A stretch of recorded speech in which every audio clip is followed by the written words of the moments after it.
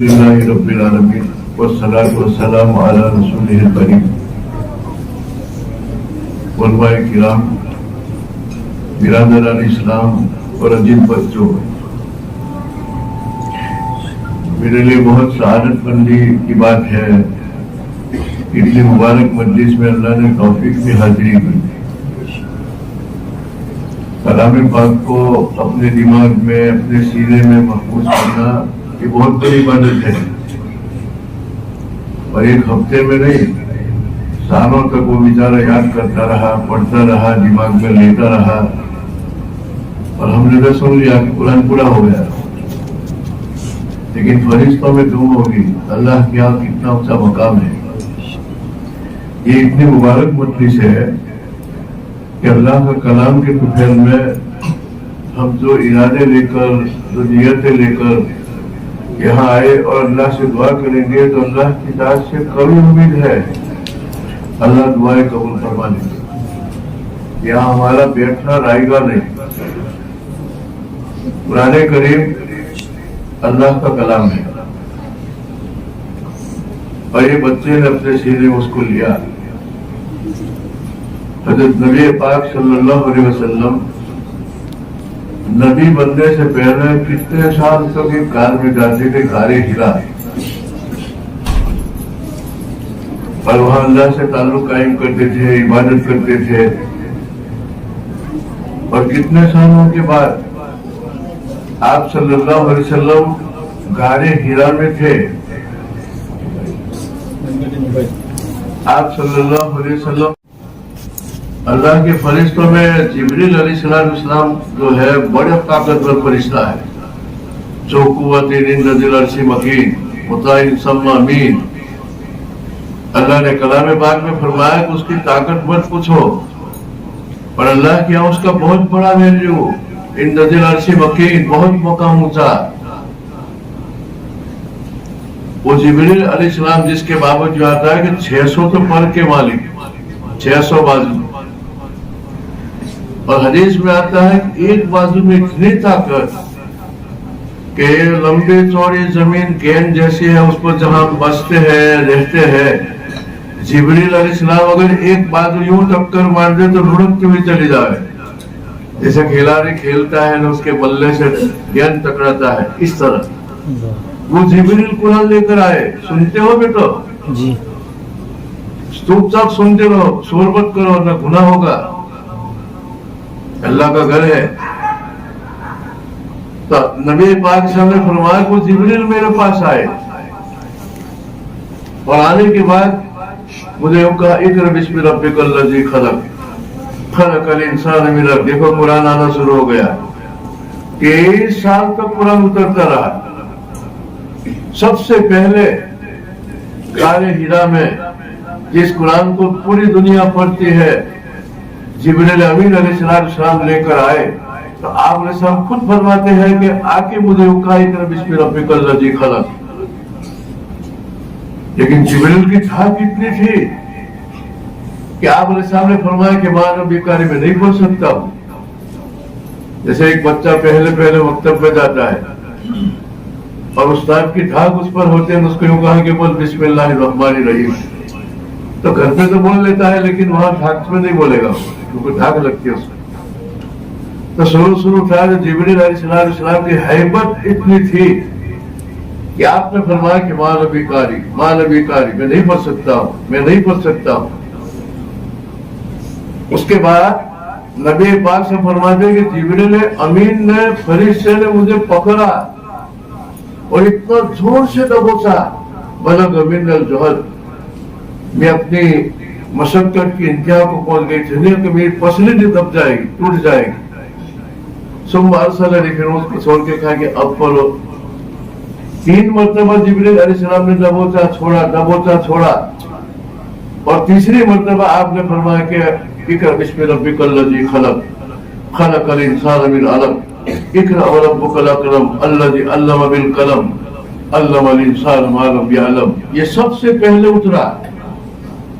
یہ میں آپ کے سامنے بتلا رہا ہوں کہ قرآن کی شروعات دنیا میں آنے سے کیسے ہوئی۔ آپ صلی اللہ علیہ وسلم کا سانہ کانپ رہا تھا اور آپ کے اوپر خوف مسلط ہو چکا تھا جبریل کا، ذمہ داری کے احساس کا. یہ کیا ہو گیا؟ دوڑے اپنے گھر پہ آئے. حضرت خدیجہ رضی اللہ تعالیٰ عنہ آپ علیہ السلام کی پہلی بیوی تھی. آنکھوں کا زم میلونی. خدیجہ نے کہا کہ کیا کہتے ہو؟ مجھے چادر اڑا دو. خشیت علی نفسی، مجھے جان کا خطرہ ہے. یعنی جبریل علیہ السلام کی طاقت، اس کی دھاک، اس کی ہیبت آپ پر ایسی مسلط تھی کیونکہ پھر سے آئیں گے وہ. یا یہ کہ مجھے جو ذمہ داری دی وہ ذمہ داری دوسروں کو پہنچانے کی ہے. قرآن اور چاروں طرف دشمن ہے. میں قرآن کی بات کروں گا تو خشیت علی نفس، جان کا خطرہ ہے تو چادر اڑا دو. عام طور پر آدمی کو، بچے کو ڈر لگتا ہے تو اوڑھ کے سو جاتا ہے. تو آپ سے سر نے فرمایا کہ مجھے چادر اڑا دو تاکہ ذرا دھاک کم ہو جائے. اس کے بعد جب بہت ڈرنے لگے تو خدیجہ الکبریٰ نے کہا واللہ لا یخزیک اللہ ابدا، میں قسم کھا کے کہتا ہوں کہ محمد، اللہ آپ کو رسوا نہیں کرے گا. یعنی آپ کی مدد اللہ چھوڑے گا نہیں. اللہ آپ کی مدد ہر قدم پر. تھوڑا گھبراؤ مت. دیکھو کیسے اہلیہ تھی خدیجہ کہ حضرت نبی پاک صاحب کو یوں فرما رہی ہے کہ آپ گھبراؤ مت. اور اس کی وجہ اور کارن کیا بتایا جانتے ہو؟ نبی بننے سے پہلے حضرت محمد علیہ السلام کے اونچے اخلاق خدیجہ دیکھ رہی تھی روزانہ. ان میں سے ایک اخلاق بتائے، تحمل القلب. اے محمد، خدا کی قسم کھا کے کہتے ہوں آپ کو اللہ رسوا نہیں کرے گا. کیوں؟ آپ لوگوں کے بوجھ کو اٹھاتے ہو. ایک آدمی کے ماتھے پر قرضہ ہے تو آپ علیہ السلام کہہ دیتے کہ چلو میں ادا کر دوں گا. دیکھو بوجھ لے لیا کہ نہیں. بوجھ پڑھتے نہیں تھے، بوجھ اٹھا رہے تھے. یہ بہت بڑی عبادت ہے. اس کو ہم جنت سمجھتے ہیں. اللہ کی مدد کو لانے کے لیے اس قسم کے اعمال بہت بڑی نعمت ہے، بہت بڑی عبادت ہے. اللہ کے مجید کی سب سے زیادہ ضرورت ہے اللہ کے رسول کو صلی اللہ علیہ وسلم. تو خدیجہ الکبریٰ نے فرمایا کہ آپ پر مدد اس لیے اللہ کی آئے گی کہ تحمل، آپ لوگوں کے بوجھ کو اٹھاتے ہو، کسی کا بوجھ سر پہ لے لیتے ہو. دوسری صفت کیا بتائی؟ تقریر الضیف، آپ مہمان نواز. کوئی مہمان آتا ہے تو خوشی خوشی آپ ان کی میزبانی کرتے ہو. یہ بہت بڑی عبادت ہے مہمانی اور میزبانی. ہم اس کو دنیاوی چیز سمجھتے ہیں، جنت سمجھتے ہیں، لیکن پیغمبر کی عادت ہے، پیغمبر کی صفت ہے، اللہ کی مدد کو لانے والی چیز ہے. کسی کا بوجھ اٹھا لینا، مہمانوں کی ہو سکے اتنی مہمانی کرنا. حدیث میں آتا ہے کہ جو ایماندار ہے یکرم الضیف، وہ مہمان کا اکرام کرتا ہے.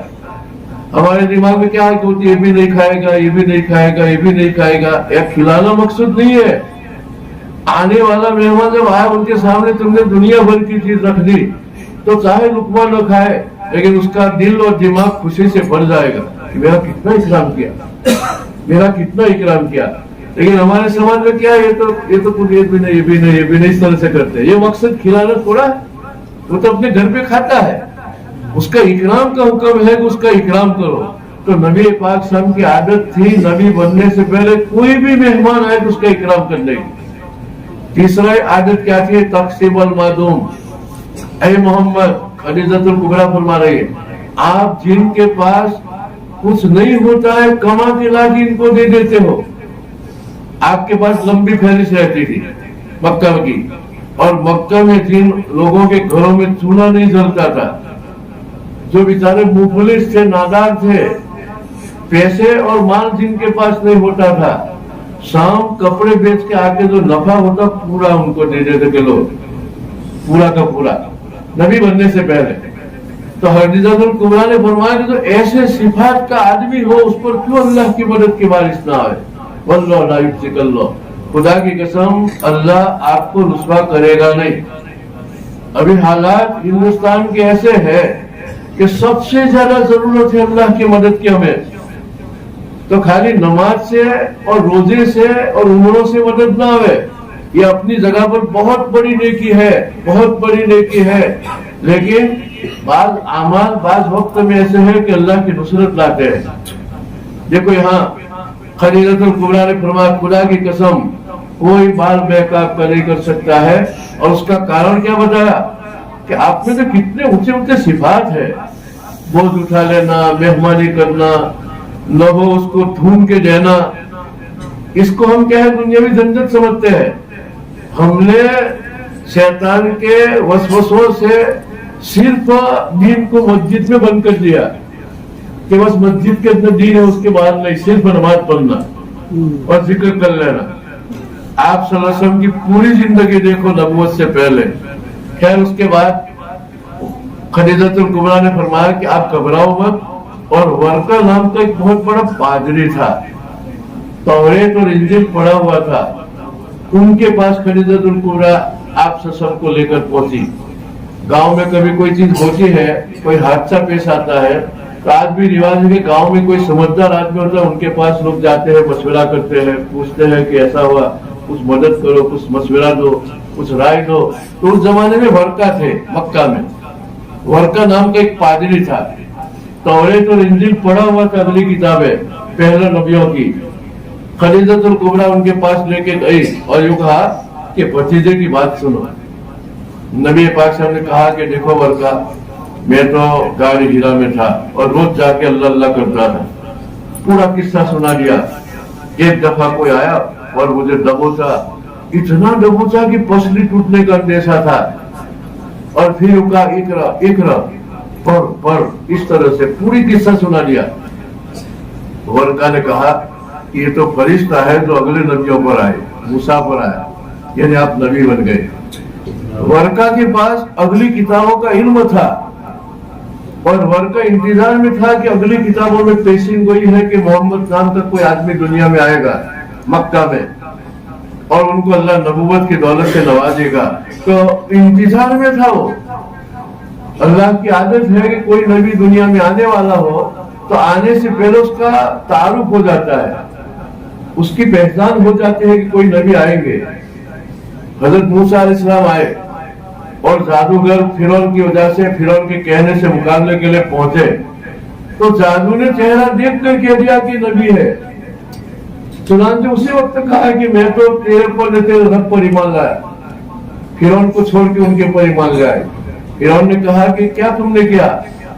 उल्टा फांसी पे लटका दूंगा, पैर काट डालूंगा, एक हाथ काट डालूंगा और फांसी पे लटका दूंगा अगर मूसा की मानी तो। जादूगरों ने कहा फक ईमान पे कहा, उससे हो सके वो कर ले, हम तो मूसा पर उसके रब पर ईमान ले आए। तो नबी दुनिया में आने से पहले उसका तारुफ इस तरह से हो जाता है कि आते ही लोग पहचानने लगते हैं कि नबी है। वर्का ने कहा खदीजतुल कुबरा को ने नबी पाक साहब को कि गाली हिरा में जो वाक्य बना, ये मैं बच्चों आपको सुना रहा हूँ कि कुरान जो तुम पढ़ते हो अपने उस्ताद के पास, अल्हम्दुलिल्लाह रब्बिल आलमीन, कुल औज़ु बिरब्बिन नास, कुल हुवल्लाहु अहद, उसकी शुरुआत किस तरह से हुई ताकि हमारे दिमाग में कुरान हो तो हमको ज्यादा याद हो, जल्दी याद हो, उसकी अजमत और मोहब्बत दिल में आवे। वर्का ने उसके बाद कहा कि काश कि मैं उस वक्त जिंदा होता, काश कि मैं उस वक्त जिंदा होता कि आपकी कौम मक्का से आपको निकालेगी। अल्लाह के रसूल ताज्जुब से पूछने लगे, हैरानी से पूछने लगे, क्या मुझे लोग निकालेंगे? आपको ये इसलिए कहना पड़ा कि आप जानते थे कि मैंने तो कभी किसी का बिगाड़ा नहीं। मैं तो बोझ उठा लेता हूँ, मेहमान नवाजी करता हूँ, नहीं है उनको देता हूँ, आज तक जरा भी किसी को तकलीफ नहीं पहुंची। आप तो रहमत से सबके लिए, तो मुझे निकालेंगे? लेकिन अगली किताबों में था कि हजरत मोहम्मद नाम के नबी आएंगे तो मक्का वाले ऐसा सुलूक करेंगे। तो वर्का के पास इल्म था। उसके बाद उस वर्का पादरी ने ये फरमाया कि मा जाहदुल मिस्लमा भी, दुनिया में कोई भी अच्छी बात लेके आता है शुरू शुरू में उसको तकलीफ उठानी पड़ती है। दुनिया में कोई भी अच्छी बात, मोहल्ले में कोई अच्छी बात करेगा तो शुरू शुरू में उसको क्या है, भुगतान भुगतना पड़ेगा। ये अल्लाह की आदत है। उसके बाद एक आदमी चंदन को जलाता है तो धुआं निकलता है, तो धुआं निकले तो खुशबू आवे नहीं, वही सबके धुआं भी न निकले खुशबू आवे। ये अल्लाह की आदत है। वहां इम्तिहान होता है। तो इम्तिहान की बिना के ऊपर इब्तिदा में हालात आते हैं, हालात ही ना आए तो इम्तिहान कैसे हो।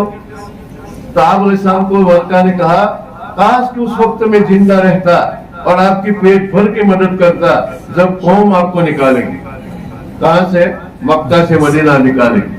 खैर, तो मैं यूं कह रहा था कि कलाम पाक जो हमने पढ़ा, ये कुरान करीम इस बच्चे ने अपने सीने में लिया। ये हजारों साल के बाद गुमराही और जलालत से उसके बाद रोशनी बन के आया कुरान करीम, और 23 साल तक थोड़ा थोड़ा उतरता रहा, एकदम नहीं उतरा।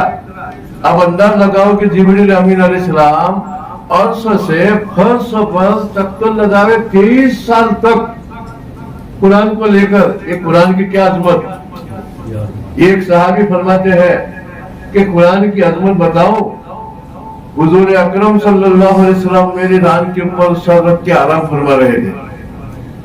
हुजूर अकरम सल्लल्लाहु अलैहि वसल्लम मेरे रान के ऊपर क्या है, सर रख के आराम फरमा रहे थे, और एक छोटी सी आयत का टुकड़ा उतरा, जिब्रील लेकर आए। उसका वजन इतना था कि मुझे यूं लगता था कि किसी ने मेरी रान पर पहाड़ रख दिया, रान पर पहाड़ रख दिया है। लौ अंज़लना हाज़ल कुरान अला जबलिन लरअयतहु खाशियम मुतसद्दिम मिन खश्यतिल्लाह। उसका मानवीय अजमत ऐसी है कि अल्लाह का कलाम जैसे एक बादशाह की अजमत हो रही, इस तरह अगर पहाड़ पर उतार देते ना, पहाड़ उस अजमत के सामने रेती हो जाता। कुरान ने फरमाया। ये तो हमने जो कि कुरान वुजू किया पढ़ लिया, रख दिया, वुजू कर लिया पढ़ लिया।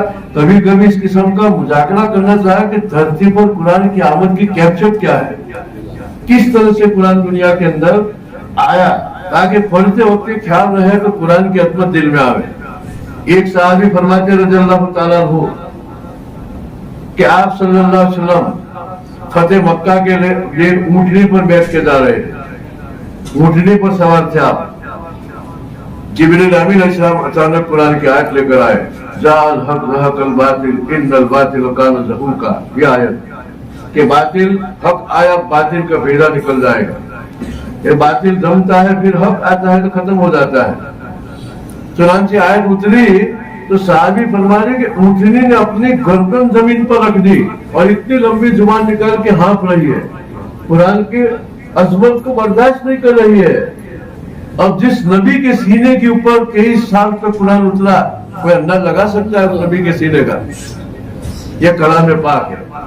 अब ये तो कलाम पाक हम आयतें पढ़ते हैं, लेकिन उसके अंदर जो मानी भरे हैं, मतलब भरे हैं, उसके अंदर उतरे तो पता चले कि उसमें क्या उलूम है। अल्लाह की इल्म से उतरा है, अल्लाह की इल्म से कुरान करीम उतरा है।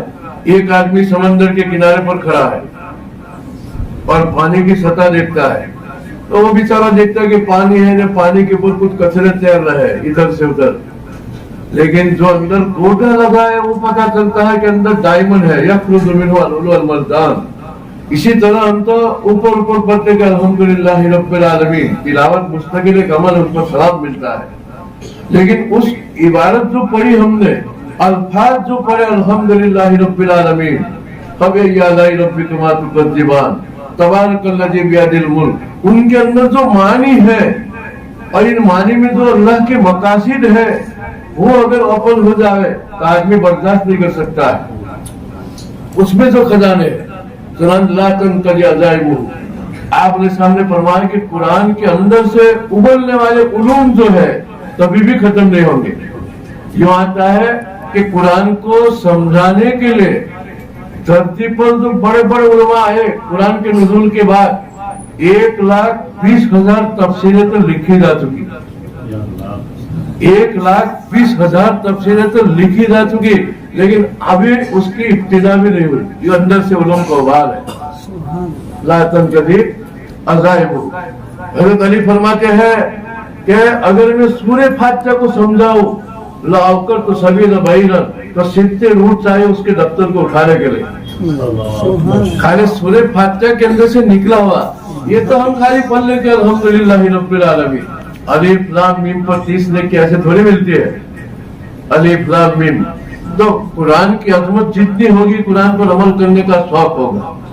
खैर, तो मैं ये कह रहा था कि बच्चे ने जो अपने सीने में कुरान लिया, ये कुरान की इब्तिदा इस तरह से हुई। कुरान के आने से पहले हजरत ईसा अलैहिस्सलाम और नबी पाक सल्लल्लाहु अलैहि वसल्लम के बीच में बहुत लंबा अरसा हो चुका था, तो पूरी दुनिया में जहालत का अंधेरा था। अगर दुनिया के बड़े बड़े अक्लमंदों को, फिलसफियों को जमा करके पूछा जाता कि इन गुमराही को दूर करना है, ये गुमराही के अंधेरे को खत्म करना है, कैसी गुमराही? बात बात में झगड़े। अगर किसी का घोड़ा किसी के घोड़े से आगे निकल जाए तो बरसों तक लड़ाई हो जाएगी, तेरा घोड़ा मेरे घोड़े से आगे क्यों निकला। वो बकर और तगलब की बाहम लड़ाई सदी, जिसमें उन्होंने आधी गंवा दी। दो खानदान थे, बकर और तगलब, मामूली बात पर झगड़ा हो गया, 50 साल तक लड़ते रहे। न झगड़ा कोई मुल्क को दौलत का था हो, करिश्मा एक अपनी जहालत का था हो। कोई मुल्क के लिए नहीं लड़े, जहालत की बुनियाद पर लड़े। जहालत इतनी थी कि लड़ते थे, न तरते थे हरगिज़ जो हर बैठते थे, सुलझते नथी जब जगह बैठते थे। दो शख्स आपस में लड़ बैठते थे, सदहा कबीले बिगड़ बैठते थे। दो आदमी लड़े तो बगैर पूछे इसका खंडन मैदान में आके बरसों तक लड़े। अब कुरान ने आके फरमाया कि उस्कुरू नेमतुल्लाह इज़ कुंतुम आदान, याद करो अल्लाह की इस बड़ी नेमत को, तुम तो दुश्मन थे कुरान के आने से पहले। अल्लाह ताला ने महज इस्लाम की बरकत से मोहब्बत पैदा की। तो ये बच्चे जो मकतब में पढ़ते हैं, आज हिंदुस्तान के हालात ऐसे हैं कि हमारे ईमान की, हमारे इस्लाम की और ईमान और इस्लाम के साथ इस्लामी अखलाक की हिफाजत के लिए मकतब से ऊंची कोई तदबीर नहीं। सबसे बड़ी तदबीर क्या है? मकतब है, उससे बढ़ के कोई तदबीर हमारे पास है ही नहीं। इसलिए ये बच्चे जो पढ़ते हैं और यहाँ सबसे पहले वो सीखते हैं कि अल्लाह एक है, मोहम्मद अल्लाह के रसूल है।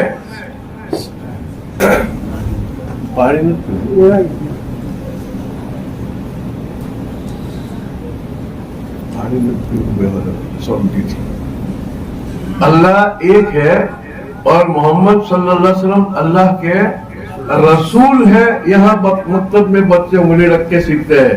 अगर उनके अकायद मजबूत नहीं होंगे, अल्लाह की तौहीद को समझा नहीं, मोहम्मद की रिसालत को समझा नहीं, तो मोबाइल पर, इंटरनेट पर, अखबारों में कुफ्र और इल्हाद का सैलाब आया और ये आपको पता भी नहीं चलेगा।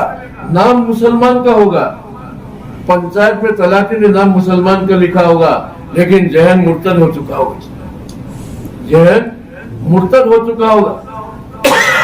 तो सबसे बड़ी तदबीर हमारे बच्चों की जन्नत का प्लान है, जन्नत में पहुंचाने की प्लानिंग है।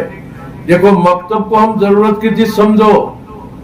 अगर इन मदरसों को हमने जरूरत की चीज नहीं समझी और खाली रस्म रिवाज समझा तो उसके वजूद का खतरा है, उसके वजूद का खतरा है। अगर हमने इसको नेमत समझ के शुक्र अदा नहीं किया तो डर लगता है कि अल्लाह इस नेमत को सल्ब कर ले और खाली रिवाज रह जावे और ईमान और इस्लाम का दिवालिया निकल जावे।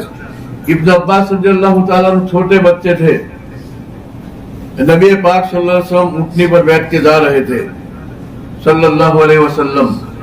इब्न अब्बास को कहा कि पीछे सवार हो जाओ, छोटे से बच्चे थे ऐसे। उसके बाद वो कहा कि इब्न अब्बास तो अल्लाह को ध्यान में रख, अल्लाह तेरी हिफाजत करेगा। ये मैं हदीस इसलिए सुना रहा हूँ कि नबी पाक सल्लल्लाहु अलैहि वसल्लम ने सबसे पहले बच्चे के दिल में क्या डाला, बच्चे के जहन में अकीदे डाले। यूं कहा कि अल्लाह को याद रख, अल्लाह ताला तेरी हिफाजत करेगा, बच्चे को यूं कहा। उसके बाद यूं फरमाया कि ऐसा यकीन बना ले, लाइन इज्तमाअत उम्मतु, अगर पूरी दुनिया तुझे नुकसान पहुंचाने के लिए जमा हो जावे, नुकसान अल्लाह के हाथ में है। अल्लाह ने नहीं चाहा तो बाल बेकार नहीं कर सकती, ये अकीदा बना ले। फिर इब्न अब्बास को कहा कि इब्न अब्बास, अगर पूरी दुनिया जमा हो जावे तुझे लाभ और फायदा पहुंचाने के लिए, लेकिन अल्लाह को मंजूर नहीं है, तो एक रत्ती बराबर कोई फायदा नहीं पहुंचाएगा। अगर तुझे नुकसान पहुंचे तो पहुंचने वाला था, اور فائدہ نہیں پہنچا تو وہ نہیں پہنچنے والا تھا. کیسا یقین بنایا؟ ابن عباس کا عقیدہ بنایا کہ نفع نقصان صرف اللہ کے ہاتھ میں ہے. اس کے بعد یہ فرمایا اے ابن عباس اذا سألت فاسأل اللہ، اگر کوئی چیز مانگے تو اللہ سے مانگ، اللہ کے سوا تیری مانگ کوئی پورا نہیں کر سکتا ہے. اگر کسی نے کی بھی تو اللہ نے اس کے دل میں ڈالا، اگر اللہ اس کے دل میں نہیں ڈالتا تو تیری وہ مراد پوری نہیں کر سکتا. اذا استعنت فاسأل اللہ، جب تو کسی سے مدد مانگے تو سب سے پہلے اللہ سے مانگ. اس لیے سورہ فاتحہ میں ہم قول باندھ کے کہتے ہیں تحریمہ میں ایاک نعبد و ایاک نستعین، اے اللہ تیری عبادت کرتے ہیں، مدد تو تجھ سے مانگیں گے، مدد تو تجھ سے مانگیں گے. اگر ہاتھ پر سے کوڑا بھی صحابی کا گر جاتا تھا تو کسی کو یوں نہیں کرے کہ میرا کوڑا لا، نیچے اتر کے خود لے لیتے تھے. یعنی عمل ایسا کرتے تھے اللہ کے رسول کے فرمان پر صحابہ رضوان اللہ تعالیٰ علیہ وسلم. آپ نے فرمایا اگر سالن میں نمک بھی نہ ہو تو اللہ سے مانگو کہ اللہ نمک نہیں ہے. یعنی آپ تربیت کرنا چاہتے تھے صحابہ کی، اللہ کے ساتھ فٹ کرنا چاہتے، ایسے عقائد دینا چاہتے، ذہن بنانا چاہتے تھے. تو اصل تربیت ذہن کی ہے، اور یہ مدرسے سے زیادہ گھر میں بھی کرے، مدرسے سے زیادہ گھر میں بھی کرے. حضرت تھانوی علیہ الرحمہ نے فرمایا اگر چھوٹے چھوٹے بچے گھر میں ہے اور اپنے گھر میں کوئی بیچارہ حاجت مند آ گیا کہ کوئی کام ہے، کوئی حاجت ہے، بھائی لاؤ 5,000 10,000، تو چھوٹے بچے کے ہاتھ میں دے اور یوں کہے اپنے اکیلا اس کو دے دے، تاکہ بچپن سے اس کو تربیت ہو کہ کسی کو دینا بھی کوئی چیز ہے، کسی کو دینا بھی کوئی چیز ہے. اور اگر 2 بیٹے ہیں اور اس کی ماں ایک بیٹے کو دیتی ہے کہ لے 25 روپے ناشتہ کر، تو یوں نہ کہے کہ اس کو مت دینا، ورنہ بچپن سے 20 ڈال دیا کہ بھائی بھائی کو نہ پوچھے، بھائی بھائی کو نہ پوچھے، کیونکہ پہلے دن 20 ڈالا تھا کہ اس کو نہیں دینے کا، اپنے بھائی کو نہیں دینے کا، تو اکیلا کھانا. تو یہ معمولی چیزیں ہیں، لیکن گھر سے ماحول بنتا ہے، اور گھر سے ماحول بننے کے بعد مدرسے میں آنے کے بعد کیا ہے، پروان چڑھتا ہے، وہ آگے بڑھتا ہے. جیسے مکان بننے کے بعد رنگ روگن ہوتا ہے تو رنگ روگن سے ذرا اچھا لگتا ہے، تو اصل تو اس کو ماحول ملے. خیر پھر اللہ کے رسول صلی اللہ علیہ وسلم نے ابن عباس کو فرمایا کہ النصر مع الصبر، اگر کوئی مصیبت کوئی حالت آوے تو برداشت کر لینا، یہ سہ لینا، اللہ کی مدد آئے گی. اگر کوئی آدمی حالات برداشت کر لیتا ہے تو اللہ کی مدد اس کے ساتھ اترتی ہے بارش کی طرح. پھر یوں فرمایا الفرج مع الکرب، ٹینشن کے بعد خوشحالی آئے گی، دماغی پریشانی کے بعد اللہ کی طرف سے کیا ہے، سکون آئے گا. تو یہ حدیث سنا کہ میں یوں کہنا چاہتا ہوں کہ پیغمبرانہ طریقہ یہ تھا کہ چھوٹے بچوں کا ذہن بنایا. جب تک فکر نہیں بنتی ہے، ذہن نہیں بنتا ہے، وہاں تک تربیت نہیں ہوتی ہے، تو اس کا ذہن بناوے، سخاوت کا ذہن بناوے، ہمدردی کا ذہن بناوے، تربیت کا ذہن بناوے، اور اللہ کی پہچان کرواوے کہ ہمارا خالق کون، کس نے ہم کو پیدا کیا، اللہ کیا ہے. میں یوں کہا کرتا ہوں کہ ہم مکتب میں تو خالی اتنا پڑھتے ہیں کہ اللہ کے سوا کوئی معبود نہیں، کلمے کا ترجمہ کرتے کہ اللہ کے سوا کوئی معبود نہیں، لیکن اللہ کے 99 جو نام ہے، وہ جیسے اللہ کا ایک نام الحافظ، تو وہاں بھی یوں کہا کہ اللہ کے سوا کوئی حافظ نہیں، اللہ کے سوا کوئی حفاظت کرنے والا نہیں ہے. تو اللہ کی حفاظت کا عقیدہ آئے گا تو حالات میں اس کو یقین ہو جائے گا کہ اللہ میری حفاظت کرے گا، اللہ میری حفاظت کرے گا. دیکھو نبی پاک صلی اللہ علیہ وسلم کا پیچھا کیا دشمنوں نے. مختصر بات، تو ابو بکر صدیق رضی اللہ تعالیٰ عنہ کو لے کے نبی پاک صلی اللہ علیہ وسلم دشمنوں سے بچنے کے لیے گفا میں چھپ گئے. اتنے میں دشمن آ گئے، ابو بکر صدیق رضی اللہ تعالیٰ کی نظر پڑی دشمنوں پر تو پورے کانپنے لگے. اور ابو بکر اس لیے کانپ رہے تھے کہ جو نظر پڑ گئی ادھر اور ہمارے پیر دیکھ لے تو ہم گئے. آپ علیہ السلام نے ابو بکر کا چہرہ دیکھا، گھبرایا ہوا، تو آپ علیہ السلام نے فرمایا کہ ماں جب نہ کہ ابو بکر کیا بیسنین اللہ ثالث ہوا، ابو بکر تیرا یہ خیال ہے کہ ہم دھوئے ہیں، آپ اور میں، اللہ ہمارے ساتھ ہے. تو دیکھو اللہ حافظ ہے، एक नबी का अकीदा था कि हिफाजत करने वाला अल्लाह है, तो वक्त पर उसको यूज किया अकीदे को, जब जरूरत पड़ी तो अल्लाह की मदद आई कि नहीं? कबूतरी ने अंडे रख दिए और बकरी ने गाला खींचा, दुश्मन यूं समझा कि अंदर कोई जावे तो जाला टूट जावे, अंडे भी फूट जावे, तो अंदर तो कोई होगा नहीं, तो वहां से चले गए। तो वक्त पे फिर उस तौहीद को यूज करे तो अल्लाह की मदद आवे। हजरत मूसा अलैहिस्सलाम बनी इसराइल को लेकर चले, फिरौन ने लश्कर के साथ पीछा किया और यूं था कि अब फिरौन का लश्कर आ गया, तो बनी इसराइल घबरा गए, बल्कि बनी इसराइल को दिमाग में सोचने लगे कि मूसा की मिलनी बगल है फिरौन के साथ, ये अपने को मरवाने के लिए लाए, वरना समंदर के सामने क्यों लाए, आगे समंदर पीछे फौज। उस वक्त मूसा ने कहा कि घबराओ मत, इन्नमा या रब्बी सयहदीन, इन्नमा या रब्बी सयहदीन, मेरे साथ अल्लाह रास्ता दिखाएगा।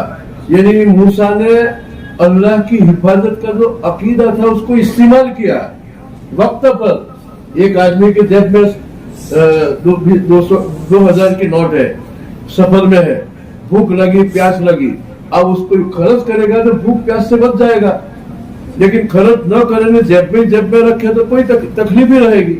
तो अपना ईमान रस्मी न हो, वक्त पर उसको यूज करे, वक्त पर उसको क्या है इस्तेमाल करे, तो अल्लाह की मदद आती तरतीब है। तो ये बच्चों का ऐसे बचपन से जहन बनाए तो एक बहादुर खेप पैदा होगी, तैयार होगी, और ऐसी उसका जहन साजी होगी। इस तरह से तरबियत मकतब में होती है। अगर ये मकतब के अंदर तवज्जो देना कम हो जाए तो इल्हाद और कुफ्र का सैलाब इतना है कि ज़हनी तौर पर मुर्तद हो जाए और उस मिसाल की जन्नत का मसला रहेगा। दीन इतनी जरूरत की चीज समझो। एक बात कह के बात पूरी करूं, मुझे जरा बलगम की वजह से हालत में खराश है, इसलिए मैं एक बात पर बात पूरी कर दूं। हम मकान खरीदते हैं तो मकान में पहले देखते हैं कि रोशनी है, यहाँ रोशनी तो है, पानी है, पानी भी है, तो पहले जरूरत की फहरिस्त में रोशनी और पानी को लिखते हैं कि मकान के साथ पानी भी होना चाहिए और रोशनी भी होनी चाहिए। लेकिन जरूरत की फहरिस्त में हम ये नहीं समझते हैं कि बच्चों के लिए सबसे बड़ी चीज दीन ये पानी से और रोशनी से भी ज्यादा है। कुरान करीम में है अव मन कान मैतन फअहयना व जअलना लहु नूरन यमशी बिही फिन्नास कमम मसलहु फी ज़ुलुमात लैसा बिखारिज मिनहा। अल्लाह पाक कलाम पाक में यूं फरमाता है कि ये दीन जो है वो तो रोशनी है, तो दीन को रोशनी कहा, यानी जैसे जिंदगी गुजारने के लिए जरूरियात की फहरिस्त में रोशनी की जितनी जरूरत है, इससे कहीं ज्यादा दीन की रोशनी की जरूरत है। क्यों? खाना पीना कपड़ा मकान ये तो जरूरती जिंदगी है, कब्रिस्तान तक ही आएगा, और दीन जो है वो तो मकसद हयात है, मकसद जिंदगी है। तो हमने हमारे बच्चों को मकसद जिंदगी नहीं दिया तो कब्र में क्या होगा? कब्र में तो सबसे पहले सवाल होगा दीन क्या है, वमा दीन का, और ये मोहम्मद अलैहिस्सलाम के बाबत ये कौन है। और आप अलैहिस्सलाम ने फरमाया कि 3 सवाल कब्र में जाने के बाद फरिश्ते क्या है करेंगे, तो वहां तो दीन सबसे पहले सवाल होगा। अब हमने दीन को कपड़ों को जरूरत में रखा, पानी को जरूरत में रखा, रोशनी को जरूरत में रखा, उनकी नौकरी को जरूरत में रखा, उनके लिए दुकान को जरूरत में रखा, लेकिन हमने उनकी दीन की फिक्र नहीं की, उसकी फिक्र को दीन ही नहीं बनाया, तो हमने बच्चे के साथ बहुत बड़ा जुल्म किया।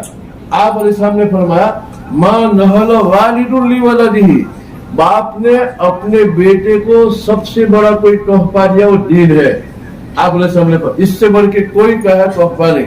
अगर दुनिया की सारी नेमतें दे दी लेकिन दीन नहीं सिखाया, ये तो ऐसा पिंजरे में चूहा, तो पिंजरे में चूहा है उसको हम रोटी भी देते हैं घी वाली, बर्फी का टुकड़ा भी लटकाते हैं और बच्चा भी लटकाते हैं, अंदर जाके वो खा के मजे करता है, लेकिन उसका अंजाम क्या है? वो निकलने के बाद बच्चे डंडे लेके खड़े भेजा निकाल लेंगे। तो हमने दुकान भी खोल ली, खेत भी दिला दिया, मकान भी बना दिया, समझते कि अब तक फिनिश हो गए, लेकिन दीनी जहन नहीं बनाया तो कब्र की जिंदगी हमने मुश्किल कर दी, कब्र की जिंदगी मुश्किल कर दी।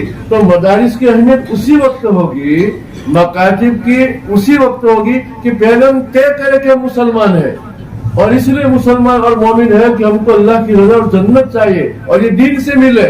और ये दीन कहाँ मिलेगा? फर्टिलाइजर में, मकतब में मिलेगा। बच्चा उस्ताद के सामने उंगली रख के सीखता है कि अल्लाह एक है, मोहम्मद अल्लाह के रसूल है। तो मैं बात यूं कह रहा था कि जरूरियात की फहरिस्त में दीन की जरूरत सबसे ज्यादा कुरान ने कहा।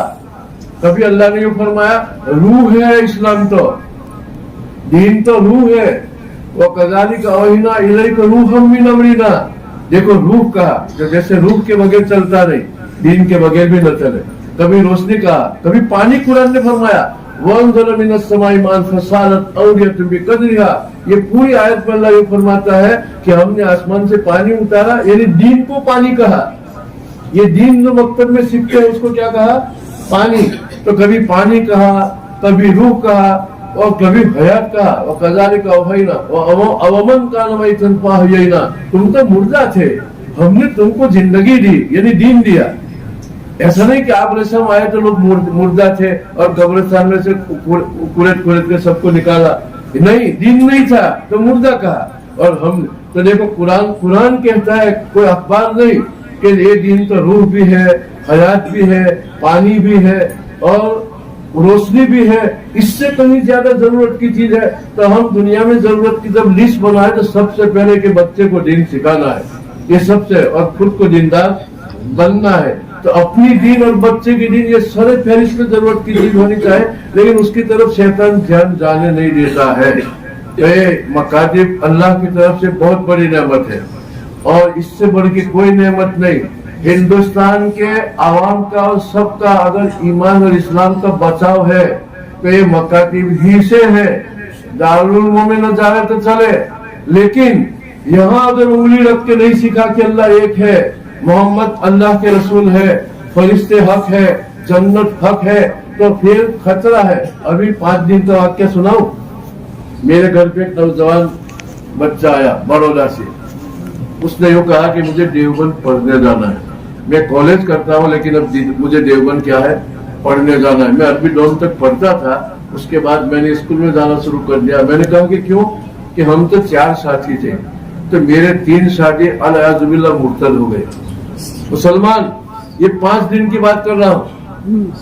और मेरे अब्बा ने कहा कि अब तू पढ़ने चला जा। तो मैंने कहा कि मुर्तद क्यों हो गए?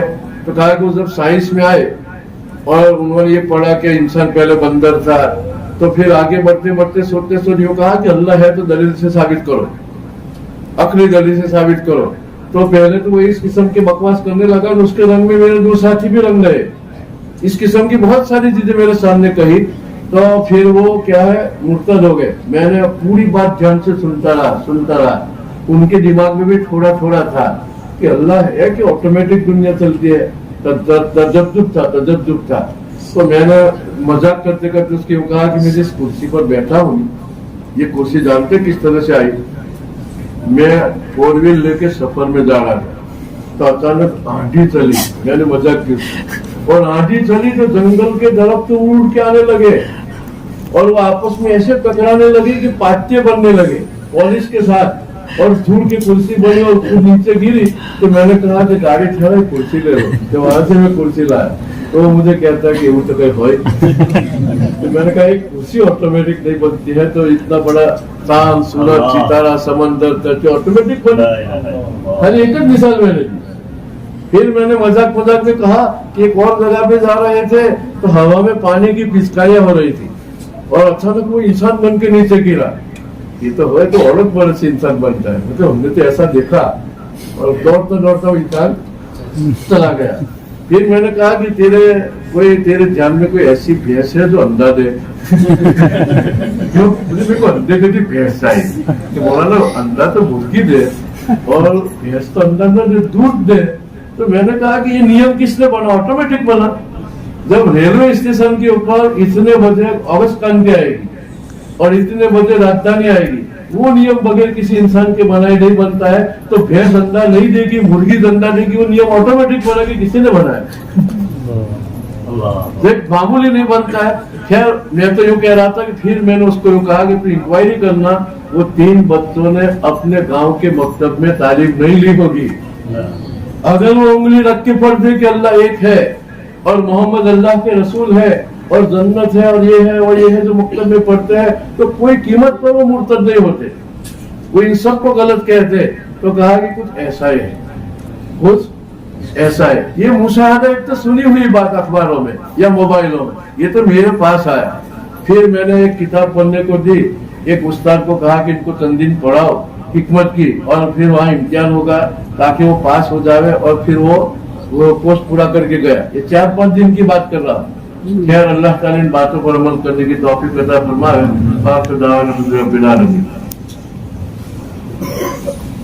सुब्हानकल्लाहुम्मा व बिहम्दिका तबारक अस्मुका व तआला जद्दुका व ला इलाहा गैरुक। रब्बना ज़लमना अनफुसना व इन लम तग़फिर लना व तरहमना लनकूनन्ना मिनल खासिरीन। या हय्युन या क़य्यूम बिरहमतिका नस्तगीस। अस्लिह लना शानना कुल्लहा व ला तकिलना इला अनफुसिना तर्फत ऐन।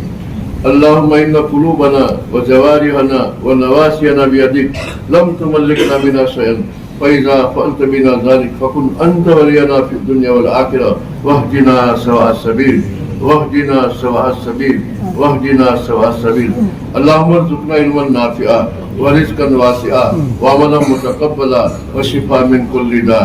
या अरहमर राहिमीन, हमारी इस मजलिस को कबूल फरमा। या अल्लाह हम में सच्ची दीन की फिक्र पैदा फरमा। या अल्लाह हमारे मकातिब दुनिया की हिफाजत फरमा। या अल्लाह उनकी निगरानों की हिफाजत फरमा। या अल्लाह हमारे हौसलों की और शौक की हिफाजत फरमा। या अल्लाह हमारी ईमान की और इस्लाम की हिफाजत फरमा। या अल्लाह न नए फितनों से हमारी नस्ल की और हमारी पूरी हिफाजत फरमा। या अल्लाह तेरी जात और सिफात की मारिफत अता फरमा। या अल्लाह हमें जन्नत अता फरमा। मरने के बाद के मराहिल में बरकत अता फरमा। अल्लाहुम्मा बारिक लना फिल मौत व फीमा बादिल मौत। अल्लाहुम्मा अर्ज़ुक़ना जन्नतक वाज़ीना मिनन नार। ऐ अल्लाह हम तुझसे सवाल करते हैं कि तेरी रजा और जन्नत अता फरमा और जहन्नम से हमारी हिफाजत फरमा। और अल्लाह जिंदगी और मौत के फितनों से हमारी हिफाजत फरमा। ऐ अल्लाह इस मजलिस को जिन्होंने जिस फिक्र के साथ मुतक़ीद फरमाई, तेरी शाइन शान उनको अजर अता फरमा। और इन बच्चों के वालियों को कबूल फरमा, और इन बच्चों को भी कबूल फरमा। ऐ अल्लाह उसके तुफैल और तसद्दुक से हम तुझसे सवाल करते हैं कि हमारी जायद मुरादें पूरी फरमा। अल्लाह जिस बच्चे ने हिफ्ज़ कुरान फरमाया, ये अल्लाह उनके सवाब में हमारी शिरकत फरमा। अल्लाह उनकी सीने में कुरान करीम को महफूज फरमा, इसकी अज़मत अता फरमा। उनके वाली के लिए रफ़े दर्जात का सामान बना। अल्लाह हमारी दुआ को महज तेरे फज़ल व करम से कबूल फरमा। रब्बना तक़ब्बल मिन्ना इन्नका अंतस समीउल अलीम व तुब अलैना इन्नका अंतत तव्वाबुर रहीम।